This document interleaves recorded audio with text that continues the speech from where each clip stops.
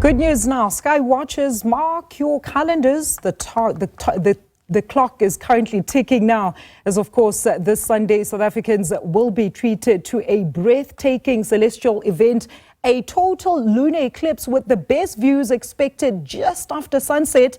And from Cape Town to Johannesburg, the moon will rise already partly eclipsed, turning a deep red during totality in what's often called the blood moon. For more on this, as promised, let's now extend a very warm welcome to Dr. Cunnama, who's a science engagement astronomer, to explain about this eclipse. So, Dr. Cunnama, it's such a pleasure having you with us on the show today. So, for those who are non-scientific experts, in the simplest way, what is a total lunar eclipse? Good afternoon. Thanks for having me on. Yeah, so some of you may know what a total solar eclipse is.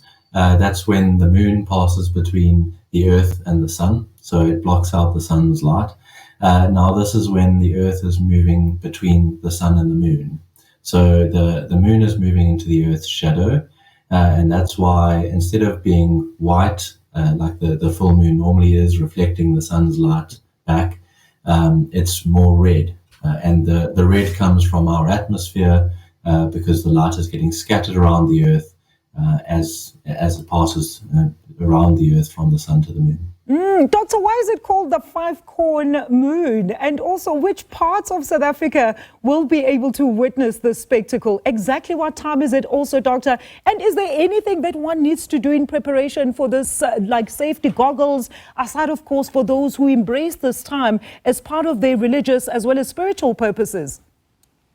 Yeah, it's a very exciting event, and you know, not just culturally but scientifically, it's very exciting for us. The moon will rise around 6:24, so in just over an hour in Cape Town, and the moon, as you said, will already be partially eclipsed, so it'll already be redder than usual because it'll be in partial shadow. But then at around 7:30, it will move into the full shadow of the Earth, and will become the deepest red. And that lasts for over an hour and 22 minutes. So about an hour and 22 minutes, you're going to have this deep, deep red, and then it'll start moving out of the Earth's shadow and becoming brighter again. So it's a very long and deep eclipse. So you'll get an excellent view of it. Hopefully you have clear skies wherever you are. They're looking a little bit suspect here in Cape Town, but hoping we get a nice gap. And no, it's perfectly safe to look at. So while you must never look at the sun and never look at a solar eclipse without glasses, the lunar eclipse is perfectly safe. It's just like looking at any other full moon.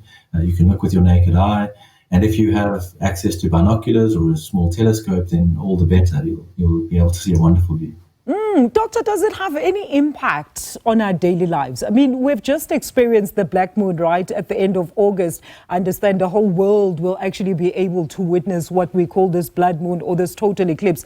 Does this have any specific effects on seasons or time of the day cycles or even weather patterns, Doctor? Why is it so fascinating to witness? No, so there's nothing really physically that's changing. So it's not going to change our tides, for example, or anything like that. It's just a matter of a really nice alignment. So on this particular day, at this particular time, the Earth and the sun and the moon are in a perfectly straight line, and that makes for this really special event. And you know, the significance of it is exactly this. I mean, we're talking about it on national TV. It's exciting. It's, you know, something that we can all get together. We can go outside, turn off the Netflix for the night, go stand outside, like have a glass of wine and enjoy. It'll be wonderful. Absolutely, Doctor. Now, enthusiasts are calling this a once-in-a-lifetime spectacle. How soon will we have such a spectacle, like a total eclipse again?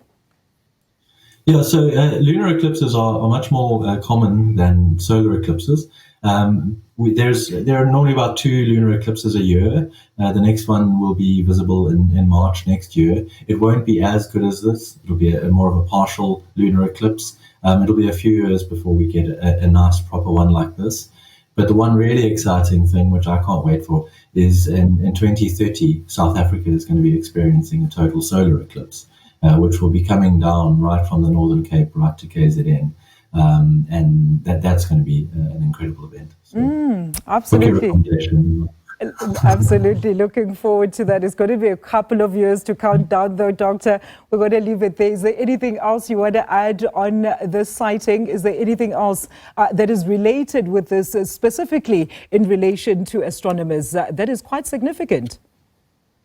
Yeah, no, I think that, as I said, it's just a wonderful experience to for people to go outside and engage with the celestial objects, engage with the sky, look up and take the children outside and just experience this event. You never know what it'll spark, particularly in young minds, and hopefully they'll end up in science or some fascination with the sky and with nature. This is the one day we hope for load shedding, just to experience the total beauty of the skies. Doctor, thank you so, so much, of course, for this enlightening discussion. Dr. Daniel Cunnama there is a science engagement astronomer ahead, of course, of tonight's total lunar eclipse.